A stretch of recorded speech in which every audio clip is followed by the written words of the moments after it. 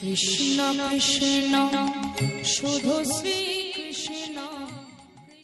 বাবা একদিন রাধা গোবিন্দ দুজনে নিরজনে বসে আছেন, মায়েরা মন দিয়ে শুনবেন। শ্রীমতী রাধারানী তো বাদিনীর ঘরে থাকতেন। এখন বাদিনীর ঘর থেকে যখনই বধূকে কাছে পেত তখনই সে বধূর কোলে একটু শান্তি নিয়ে, মনে আনন্দ নিয়ে বধূর কাছে বসে থাকতো। হঠাৎ কি হয়েছে, রাধারানী একটু নিদ্রা এসেছে, মানে একটু ঘুম। এখন যেই না বধূর কোলে ঘুমিয়েছে, গোবিন্দ মনে মনে চিন্তা করছেন যে আগত কলিযুগ, অর্থাৎ দাপরের যখন শেষ, কলি আগত, ঠিক সেই সন্ধিক্ষণে গোবিন্দ আমার রাধারানীকে কোলের মধ্যে রেখে রাধারানী ঘুমিয়ে আছে। ঠিক সেই সময় গোবিন্দ ভাবছেন, আগত কলিযুগ, আমি নদিয়ায় যাব, গৌর হব, শ্রীকৃষ্ণ চৈতন্য মহাপ্রভু হব। কিন্তু সেই যে বেশ, সেই যে রূপ, আমার প্রেমময়ীকে একবার দেখাতে হবে। গোবিন্দের মনে বাসনা। এখন রাধারানী তো অত শত জানে না, মনের সুখে বধূকে কাছে পেয়ে তার কোলে ঘুমিয়ে আছে। হঠাৎ আমার গোবিন্দ কি করলেন, সেই শ্রীকৃষ্ণ চৈতন্যের যে রূপ, সেই বেশ ধারণ করে তিনি স্বপ্নের মধ্যে রাধারানীকে দেখালেন। আর স্বপ্নের ভিতরে যখনই সেই মহাপুরুষকে দর্শন করলেন রাধারানী, চিৎকার করে উঠলেন, প্রাণনাথ!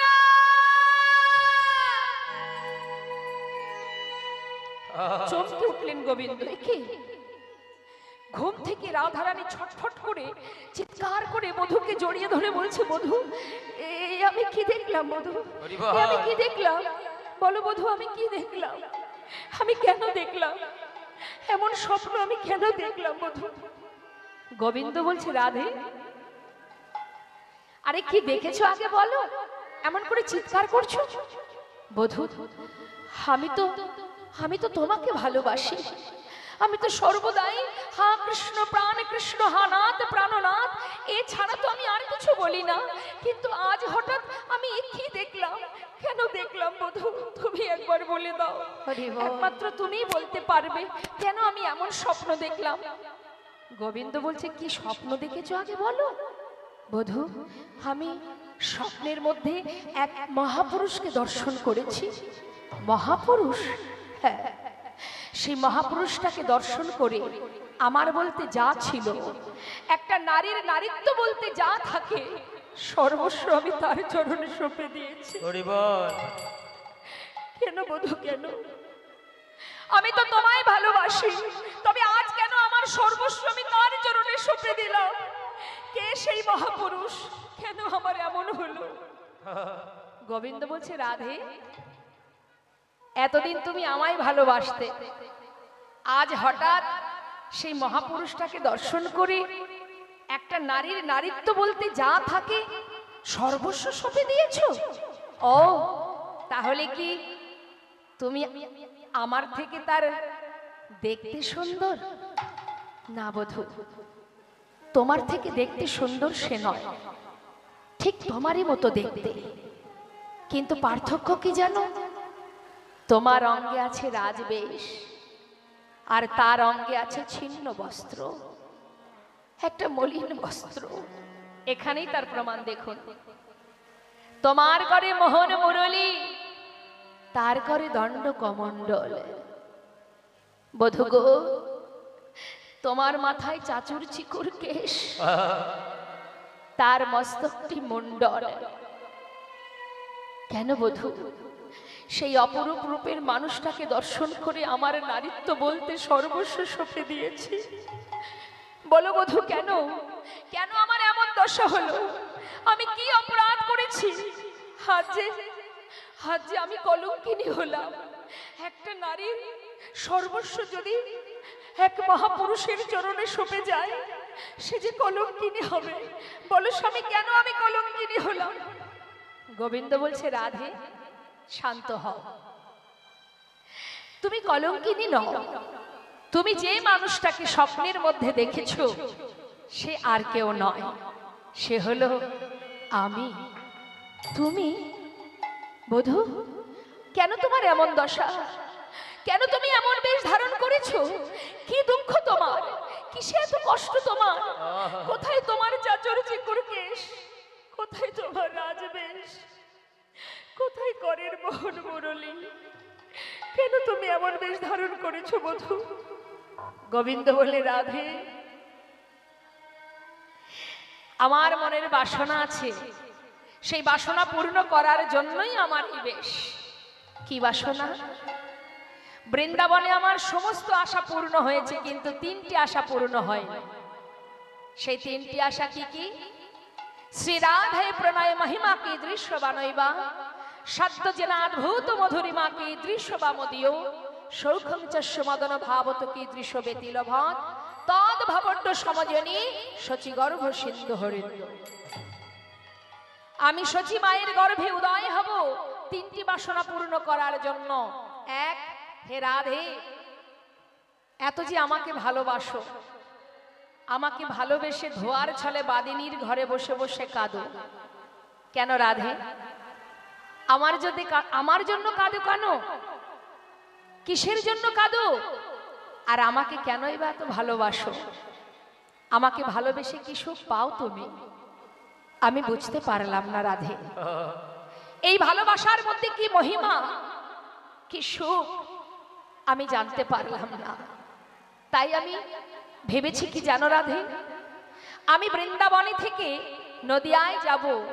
তবে হ্যাঁ, যে তুমি আমাকে এত ভালোবাসো, এই ভালোবাসাটা কেমন সেটা জানার জন্যই আমার যাওয়া। হে রাধে, কইছেন তুহা প্রেমা, কইছেন মধুরিমা, কইছেন সুখে তো আভোর, এ তৃণ বাঞ্ছিত ধন ব্রজে না হইল পুরাণ, আর কিছু না ভাবিও। অর্থাৎ এই 3টি বাঞ্ছা পূর্ণ করার জন্য আমি নদিয়ায় যে গৌর হব। আর কি করব? জীবকে উদ্ধার করব আর প্রেম রস আস্বাদন করব। মায়েরাই বলুন না, ভগবানকে ভালোবাসলে কি সুখ, তার চরণে দুফোঁটা নয়নবাড়ি বরিশন করলে কি আনন্দ, তার কাছে মনের কথা জানালে যে সুখ, সেটা কি গোবিন্দ বুঝতে পারবে? আপনারা ভালোবাসেন গোবিন্দকে, আপনারা জানেন ভালোবাসায় কি সুখ। সে কি করে বুঝবে যে ভক্তরা আমাকে ভালোবেসে কি সুখ পাচ্ছে? যদি সে জানতে চায় তাহলে তাকে কি করতে হবে মা? তাকে ভগবান থেকে ভক্ত হতে হবে। ভগবান ছেড়ে ভক্ত যদি হতে পারে, আর যদি ধুলায় গড়াগড়ি দিয়ে হা কৃষ্ণ কৃষ্ণ বলে কাঁদতে পারে, তবেই তো বুঝবে যে প্রভুকে ভালোবাসলে কি আনন্দ। তাই যেই না বলেছেন গোবিন্দ যে আমি নদিয়ায় গিয়ে ধুলায় গড়াগড়ি দিয়ে হা কৃষ্ণ কৃষ্ণ বলে কাঁদবো, শ্রীমতী রাধারানী বললেন, বধূ, যদি তুমি যেতে চাও তবে আমার একটা শর্ত। সেটা কি? তুমি যদি সেখানে গিয়ে ধুলায় গড়াগড়ি দাও, এ দাসী কেমন করে সইবে? ও বধূ, তুমি যে, তোমার অঙ্গ যে কমল হতেও সুকমল, যে অঙ্গে চন্দন দিতে হাতখানি থরহরি কাঁপে, সেই অঙ্গ ধুলায় গড়াগড়ি যাবে, আমি কেমন সইব বধূ? তো যদি যেতেই চাও, তোমার কাছে একটা নিবেদন, তুমি আমাকে তোমার সঙ্গে করে নেবে। তবে কিভাবে নেবে জানো? আমায় পরে রাখিও,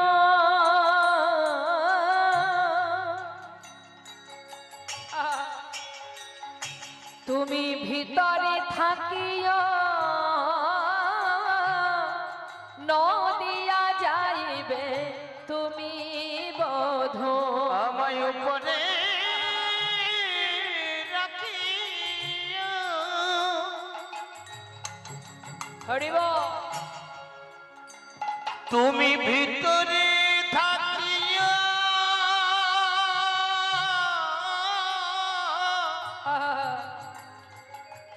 নদিয়ায় যাইবে তুমি আমার নামে লইয়া ধুলাতে লুটালে,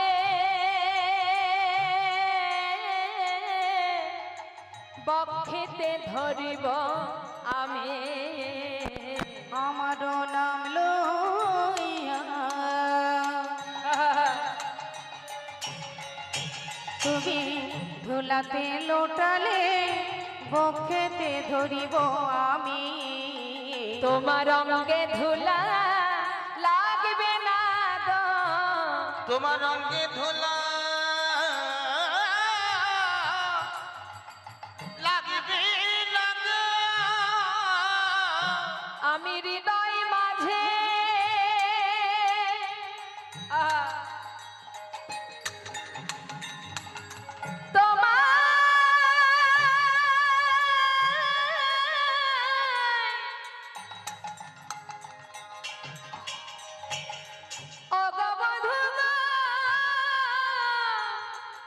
তোমায় ধরে রাখিব। আহা জয় রাধে বলে আমি হৃদয় মাঝে ধরে রাখি ওই না জয় রাধে বলে, হৃদয় মাঝে ধরে রাখি ওই না জয় রাধে বলে ধুলায় গড়া করি দিলে হৃদয় মাঝে ধরে রাখিব। তাই উপরে রাধা ভাব ভিতরে কৃষ্ণ, দুই তনু এক হয়ে নদিয়ায় গৌর হলেন। নদিয়ায় গৌর হয়ে নিজে রস আস্বাদন করছেন আর জগৎজীবকে উদ্ধারের জন্য সেই প্রেম রস দান করছেন। মধুমাকা হরিনাম সবাই মিলে একবার আমরা গাইব, কেমন? দেখি সবাই হাত তুলুন।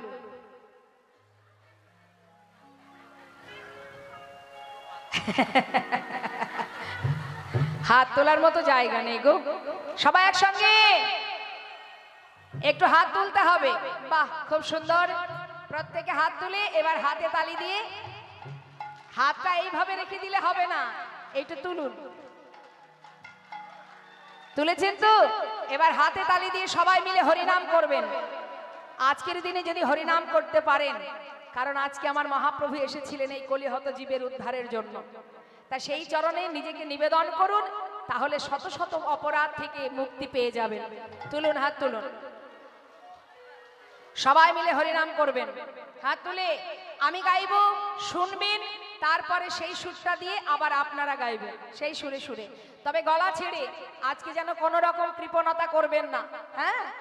জোরে জোরে হরে কৃষ্ণ হরে কৃষ্ণ কৃষ্ণ কৃষ্ণ হরে হরে হরে রাম হরে রাম রাম রাম হরে হরে।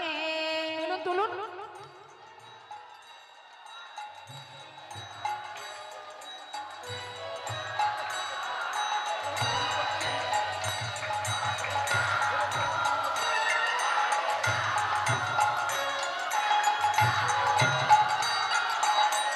কি ব্যাপার, ওখানে হাত তোলেননি কেন? হাত নেই, হাত নেই। ওই একটা কথা আছে না, যার হয় তার নয় হয়, যার হয় না 90তেও হয় না। এত সুন্দর হরিবাসর, এত ভক্ত সমাগম, আজকের দিনেও মনে হচ্ছে যে হাত না তুলে গুটিয়ে বসে থাকি। হ্যাঁ, দেখি হাত তুলুন। ওই বিদেশ থেকে বিদেশি ভক্তরা মায়াপুরে এসে, যার ঘরে মহাপ্রভু এসেছেন, মানে আমাদের ঘরেই তো এসেছেন, এই ভারতবর্ষে বাঙালির ঘরে, তারা এসে বলে তোমরা হরিনাম করো, হরিনাম করো। আমাদের লজ্জা হওয়া উচিত মা, যে তাদেরকে আমরা শেখাবো কি তারা আমাদের শেখায়। হাত তুলুন। হ্যাঁ, আমার চোখে ধুলো দিবেন অসুবিধা নেই, কিন্তু ওই যে বসে আছে ওর চোখে ধুলো দিতে পারবেন না। হরে কৃষ্ণ হরে কৃষ্ণ কৃষ্ণ কৃষ্ণ হরে হরে হরে রাম রাম রাম হরে হরে। হরে কৃষ্ণ হরে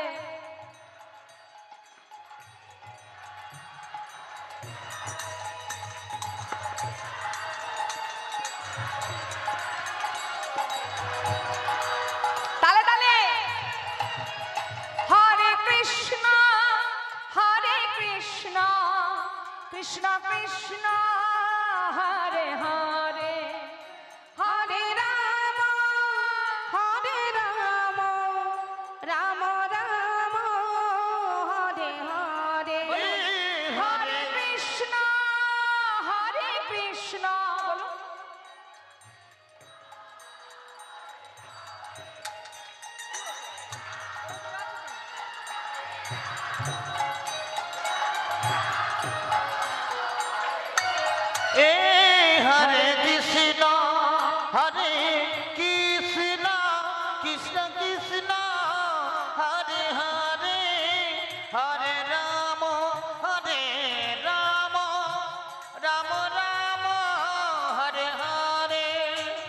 কৃষ্ণ কৃষ্ণ কৃষ্ণ হরে হরে হরে রাম রাম রাম হরে হরে হরে কৃষ্ণ কৃষ্ণ কৃষ্ণ হরে হরে হরে রাম রাম রাম রাম হরে হরে হরে কৃষ্ণ কৃষ্ণ কৃষ্ণ হরে হরে হরে রাম রাম রাম হরে হরে সাধু সাধু সাধু। হরিনাম ছাড়া কলিজীবের নাহি আর ধর্ম, সর্বধর্ম সার নামে শাস্ত্র মর্ম। যে পথেই যাও বাবা, যাকে ধরো না কেন। এই জগতে অনেকেই আছে যারা হিন্দু ধর্মকে তুচ্ছ করে অন্য পথে চলে যাচ্ছে। কিন্তু একটা কথা জেনে রাখুন, আমি বলে যাচ্ছি, যে ধর্মই গ্রহণ করো, যে পথেই যাও না কেন, যেটাই করো না কেন, ঘুরে ফিরে আবার তোমাকে এখানে আসতে হবে। কারণ কৃষ্ণ ছাড়া গতি নাই, গতি নাই, গতি নাই। হরি বল হরি বল। ফিরে তোমায় আসতেই হবে, আজ না হোক কাল। তাই শুধু শুধু এদিকে ওদিকে না ঘুরে বাবা সোজা পথে যাওয়াই ভালো, বাঁকা পথে যেয়ে লাভ নেই। যে ছাড়া আমাদের গতি নেই, যে ছাড়া আমাদের উদ্ধারের আর কোনো রাস্তা নেই। ভগবান বললেন সর্বধর্ম পরিত্যাজ্যং মামেকং শরণং ব্রজ অহং তং সর্ব পাপেভ্যো মোক্ষয়িষ্যামি মা শুচ। অর্থাৎ যে সমস্ত ধর্ম পরিত্যাগ করে একবার কৃষ্ণ নাম সার করতে পারে, আমি তার সমস্ত পাপ থেকে মুক্ত করে তাকে আমার কোলে আমি তুলে নিই। নিতাই গৌর হরি বল। তাই সাবধান, বারবার বলবো, কখনো কারোর ভুল সিদ্ধান্তে ভুল পথে এগোবেন না।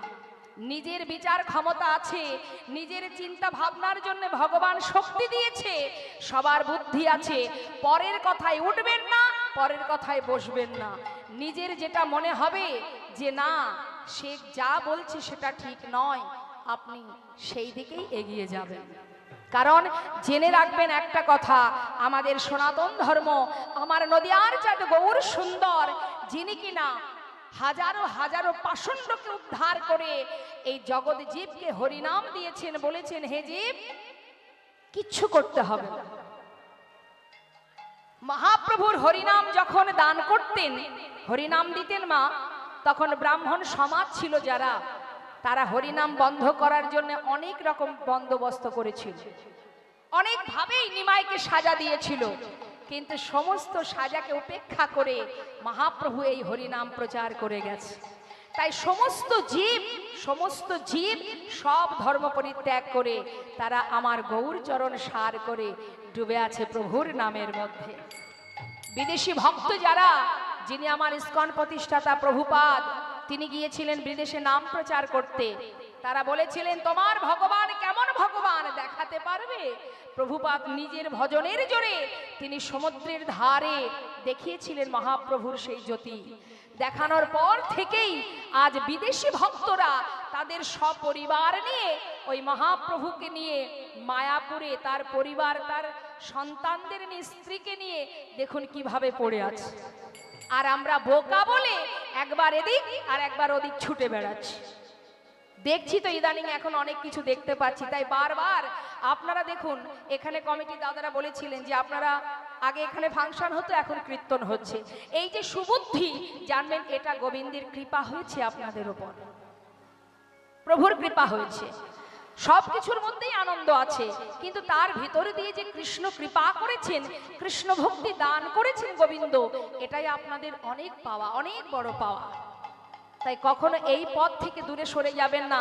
এবছর নতুন হচ্ছে, সবাই মিলে প্রতিজ্ঞা করুন, জীবনে কে কত সময় বেঁচে থাকবো জানি না, যতটুকু সময় বেঁচে থাকবো সংসারের কর্মের মধ্যে দিয়ে আমার গোবিন্দের কর্মটুকু যেন আমরা ভুলে না যাই। কেমন প্রাণপণ দিয়ে প্রভুকে ভালোবাসবেন। কখনো ভাববেন না যে এই ধর্মীয় অনুষ্ঠানটা অমুকের, আমার নয়। গোবিন্দ কারোর একার নয়, সে কথা গোবিন্দ নিজেই বলেছেন। রাধারানীর মনে অহংকার জন্মেছিল রাসমঞ্চে, আসতে মা, রাসমঞ্চে রাধারানীর মনে অহংকার জন্মেছিল যে প্রাণবধূ শুধু আমার। তাই গোবিন্দ রাধারানীকে ফেলে রেখে চলে গিয়েছিলেন। তাই রাধারানী বলেছিলেন, বধূ আমি ভেবেছিলাম তুমি শুধু আমার, কিন্তু আজ বুঝলাম তুমি শুধু আমার নও, যে তোমাকে ভালোবাসে তুমি তারই হয়ে যাও। অর্থাৎ ভগবান কারোর একার নয়। গোবিন্দ বলেছিল, হে রাধে, তোমার মতো করে কেউ যদি আমায় ভালোবাসে তৎক্ষণাৎ আমি তারও হয়ে যাই। যে আমাকে যেমন করে ভালোবাসে, যে আমাকে যেমন করে চায়, যার সন্তান নেই সে গোবিন্দকে গোপালের ন্যায় ভালোবাসে, অর্থাৎ বাৎসল্য প্রেম। যার কোন রমণী তাকে স্বামী রূপে ভালোবাসে, তার প্রমাণ আপনারা নিশ্চয়ই জানেন। মীরাবাই যে স্বামী রূপে ভালোবেসেছিলেন, আর যখনই তিনি ভজন গাইতেন তখনই মীরাবাইয়ের সম্মুখে আমার গোবিন্দ চলে আসতেন, গিরিধারী চলে আসতেন। তাই মা ভগবান বলেন, যে আমাকে যেমন করে ডাকে আমি তেমন ভাবেই, যে জয়ছে ভজে আমি তারে ভজিত হইছি। তাই সাবধান, কখনো ভুল পথে যাবেন না। সবাই আমার গোবিন্দকে ভালোবাসুন, আমার নয় ভুল, সবাই প্রভুকে ভালোবাসুন, কৃষ্ণ নাম সার করুন, দুফোঁটা নয়ন বাড়ি বরিশন করুন, আর নিজেকে তার চরণে সঁপে দেন, কিচ্ছু লাগবে না। আমাদের হিন্দু সমাজে কোনো নিয়ম নেই মা। আস্তে, আমাদের হিন্দু সমাজে, আমাদের সনাতন ধর্মে, আমাদের কৃষ্ণ মন্ত্রের গোবিন্দ সেবায় কোনো নিয়ম নেই। অন্যান্য ধর্মের অনেক নিয়ম আছে, কিন্তু আমাদের এই গোবিন্দ সেবায় কোনো নিয়ম নেই। শাস্ত্রে বললেন, অপবিত্র পবিত্র বা সর্ববস্থাঙ্গত বিবা যৎ সারে পুণ্ডরিকাক্ষ সবার অভ্যন্তর সূচি। তুমি যেখানে থাকো, যেভাবে থাকো, যেমন থাকো, যদি তুমি একবার কৃষ্ণ নাম সার করো, তোমার ভিতর বাহির সব পবিত্র হয়ে উঠবে। তার সেবার জন্য কোনো নিয়ম নেই যে এই টাকা গচ্ছিত রাখতে হবে গোবিন্দের জন্য, কোনো নিয়ম নেই। তোমার যেমন আছে তুমি তেমন দাও, তোমার 50 টাকা আছে সেটাই দাও। ভগবান বিদুরের ঘরে শাকন্য সেবা করেছিল, সবরীর এঁঠো কুল খেয়েছিল প্রভু রামচন্দ্র। অর্থাৎ আমাদের গোবিন্দ সেবার কোনো নিয়ম নেই, যেখানে থাকবে, যেমন থাকবে, যতটুকু থাকবে সেটা দিয়েই সেবা দাও। তার কাছে শুধু একটাই চাওয়া, হে জীব শুধু নিজেকে সঁপে দাও। হরি বল, হরি বল। নিজেকে সঁপে দাও, একবার নিজেকে নিবেদন করো, তোমাকে দেখবো আমি, তোমার সর্বদাই তোমার সামনে থাকবো, তোমার ছায়ার মতো আমি থাকবো। আছেন তিনি মা, শুধু আমরা দেখতে পাই না। আমাদের এই চোখগুলো হচ্ছে মায়ার চোখ, আমরা এই অসার বস্তু দেখতে পাই। এই সংসার জীবনে যা আছে, বাড়ি গাড়ি বিষয় সম্পদ, মারামারি হানাহানি কাটাকাটি, এগুলো দেখতে পাই, যার কারণে এই নয়নে কোনোদিন আমরা দেখতে পাই না পরমেশ্বর ভগবান পরমাত্মা রূপে তিনি এখানে বসে আছে, হৃদয় মন্দিরে বসে আছে। যিনি আছেন তাকে দেখবার মতো নয়ন আমাদের নেই।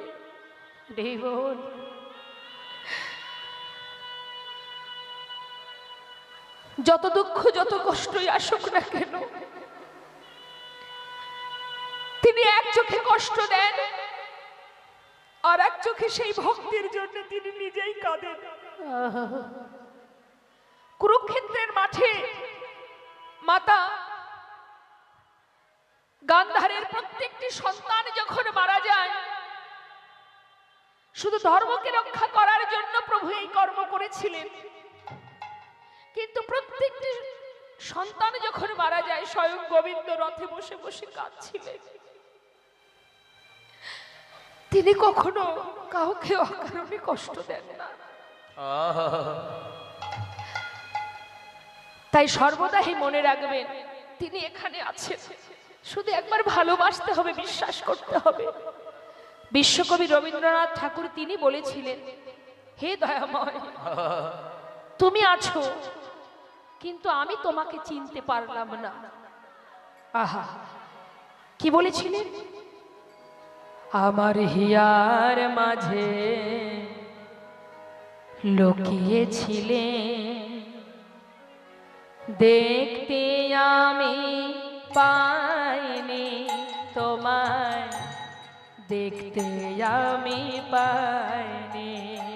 আমার হিয়ার মাঝে লুকিয়েছিলে, দেখতে আমি পাইনি তোমায়, দেখতে আমি পাইনি।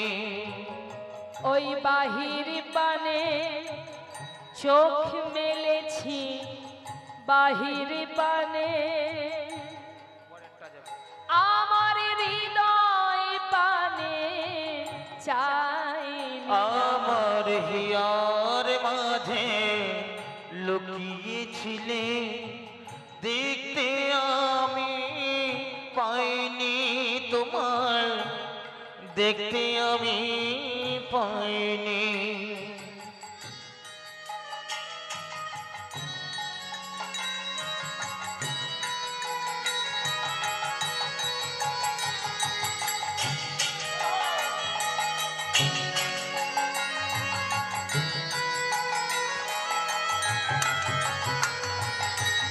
কি বললেন?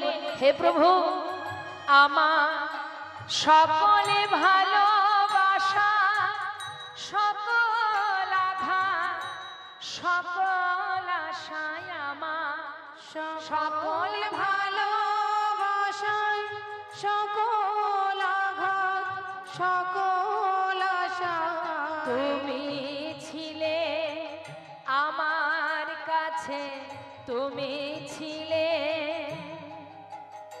আমি তোমার কাছে যাইনি। আমার হিয়ার মাঝে লুকিয়েছিলে, দেখতে আমি পাইনি তোমায়, দেখতে আমি পাইনি।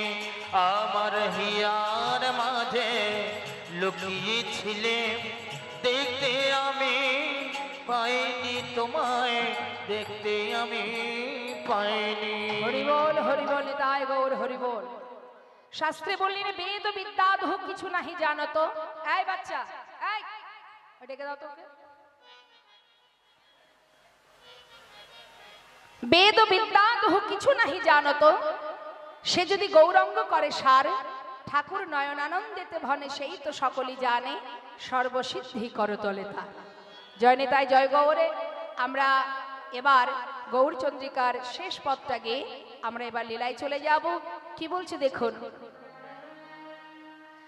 এ তৃণ ভুবনে আনন্দে ভরিল, তিন ভুবনে আনন্দে ভরিল উঠিল মঙ্গল ভুবনে আনন্দে ভরিল, উঠিল মঙ্গল। কহে প্রেমানন্দে এমন গৌরঙ্গে, কহে প্রেমানন্দে এমন গৌরঙ্গে কহে প্রেমানন্দে এমন গৌরঙ্গে, কহে প্রেমানন্দে এমন গৌরঙ্গে রতি না জনমিল কহে প্রেমানন্দে আমার গৌরাঙ্গে, রতি না জন্মিল নানা রতি মতি হল না গো, রতিমতি হলো না নানা রতি মতি হলো না গো। এমন দয়াল গৌর অবতারে আমাদের রতি মতি হল না এমন দয়াল গৌর অবতারে, সাজাওয়া সারে এমন দয়াল গৌর অবতারে আমি আসা যাওয়া সার হলো, এমন দয়াল গৌর অবতারে আমি আসা যাওয়া সার হলো। ওই দয়াল গৌর অবতারে ওই রতি মতি হলো না গো। কহে প্রেমানন্দে এমন গৌরঙ্গে রতি না জন্মিল ওই না কহে প্রেমানন্দে এমন গৌরাঙ্গে, রতি না জন্মিল নিতাই গৌর হরিবল হরিবল হরিবল। এত সময় আমরা গৌরচন্দ্রিকা সাধন করলাম একটা পদের মধ্যে দিয়ে, যিনি আমার প্রেমানন্দ ঠাকুরের সুন্দর এই পদাবলী। এবার আমরা চলে যাব লীলা কথায়। আর লীলা কথায় যাওয়ার আগে আসুন একবার আমরা গৌর গুণগান গেয়ে নিই। সবাই মিলে গাইবো, তবে সবাই মিলে হাতে তালি দিয়ে, কেমন? বেশ। মায়েদের উলুধ্বনি একবার। হরিবল হরিবল হরিবল, গৌর হরিবল গৌর হরিবল। সুরধনির কিনারায় সোনার নুপুর দিয়া পায়, নাচে না গরি গো সুন্দর গৌরঙ্গরা। ওই না সুরধনির কিনারায় সোনানপুর দিয়া পায় নাচে না গরি গো সুন্দর গৌরাঙ্গরা। ওই সুরধনির কিনারায় সোনানপুর দিয়া পায় নাচে না গরি গো সুন্দর গৌরাঙ্গরায়। আহা সুন্দর ওই দেখো সুন্দর, আহা সুন্দর গৌরঙ্গরা। না গরি গো সুন্দর গৌরাঙ্গরায়। ওই না সুরধনির কিনারায় সোনানপুর দিয়া পায় নাচে না গরি গো সুন্দর গৌরাঙ্গরা। হরি বল হরি বল।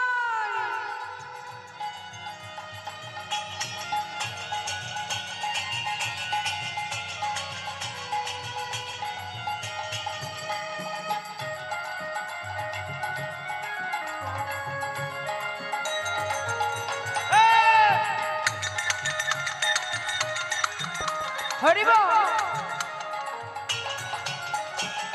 সুন্দর কপালে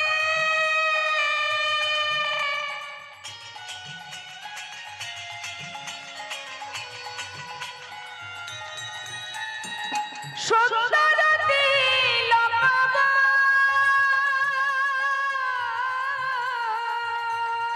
ওই না সুন্দর কপালে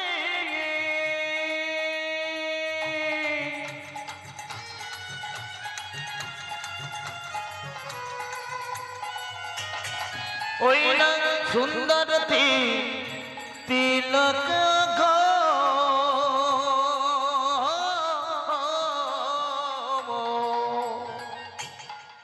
কথাটা কি বললেন, পদাবলীটা মন দিতে হবে। বলছে সুন্দর কপালে সুন্দর তিলক। দেখতে পাচ্ছেন আমার গৌরহরি রূপ? হ্যাঁ, আমরা কিসে সুন্দর? সাজলে তবেই সুন্দর, না সাজলে সুন্দর কেউ তাকাবে না। একটু দামি দামি ক্রিম মুখে মাখলে তবেই হয়তো একটু সুন্দর দেখাবে। তারপরে যেই আবার জলে মুখ ধোবে সেই আবার যা তাই। ভগবানের দেওয়া যে রং সেই রং ফিরে আসবে। তাহলে এত মেকআপ করে কি হবে? তিনি যা দিয়েছে এর বাইরে আর কিছু হবে না, তাই তো? তাহলে সুন্দর সেটাই যার অঙ্গে কোনো দামি দামি গহনাও নেই, দামি দামি বসন নেই, তথাপিও সেই অঙ্গ সুন্দর থেকেও সুন্দর তম দেখায়। সেই তো সুন্দর, সেটাই তো রূপ। তাই বলছে এই রূপ দেখে যে দেখবে সেই তো বাবা ভুলে যাবে। শুধু আমার আপনার মতো হিন্দু নয়, কত মুসলমান ভক্ত যারা গৌরী চরণে নিজেকে সঁপে দিয়েছে। তাই বলছে, কি বলছে?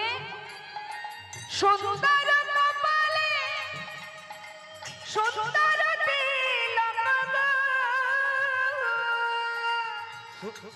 ওই না সুন্দর কপালে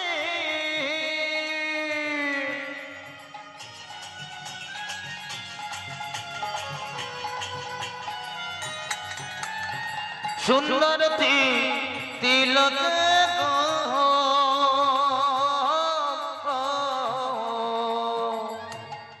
দেখো সুন্দর একখান, আহা সুন্দর একখান নামা বলে গায়। না গরি গো সুন্দর গৌরাঙ্গরায়। ওই না সুরধনির কিনারায় সোনানপুর দিয়া পায় নাচে না গরি গো সুন্দর গৌরাঙ্গরা।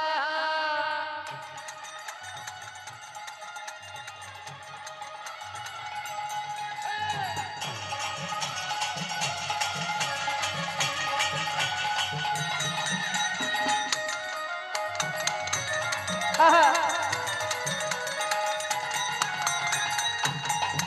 হরি বল। সুন্দর নয়নে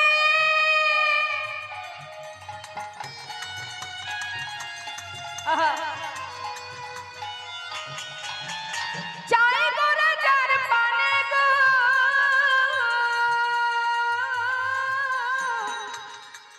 ওই সুন্দর নয়নে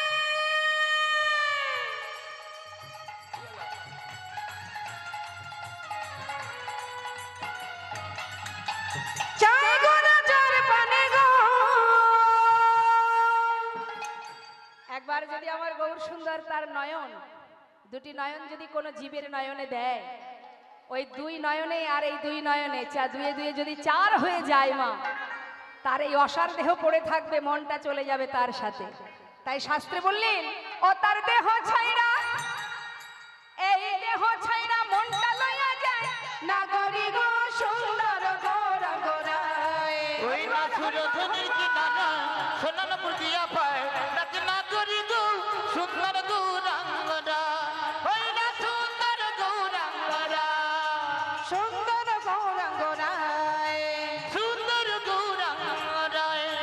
সুন্দর গৌরাঙ্গ রায়। নিতাই গৌর হরিবল হরিবল, নবদ্বীপ ধাম কি, গৌর জয়। সুন্দর কি, জয়। গৌর হরির আগমনী তিথি কি, জয়। দোল পূর্ণিমা কি। জয় জয় শ্রী গুরু নিতাই গৌর শ্রী প্রেমানন্দে হরি হরি বল।